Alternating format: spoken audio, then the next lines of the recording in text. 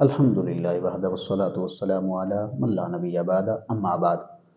آیا کہ روزہ کی حالت میں ہم اپنی بیوی سے اس کا بوسہ لے سکتے ہیں یا نہیں؟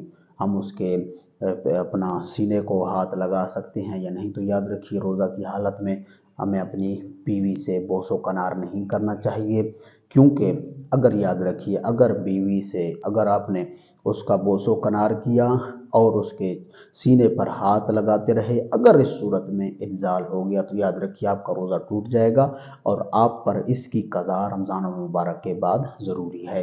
کیونکہ بعض اوقات بعض لوگ کہتے ہیں ہم تو اتنا ہمیں انتشار نہیں آتا، انزال نہیں ہوگا، ہم تو بہت قابو ہیں۔ تو یاد رکھیے، لیکن روزہ کی حالت میں اپنی بیوی کے قریب نہیں جانا چاہیے، اس سے بوس و کنار نہیں کرنا چاہیے۔ اگر کسی نے کوئی بوسہ لیا اور اس کا انزال ہوا، اس کا منی خارج ہوا، تو اس صورت میں اس کا روزہ ٹوٹ جائے گا اور اس پر قضا لازم آ جائے گی۔ واللہ اعلم ورسولہ اعلم، صلی اللہ علیہ وسلم۔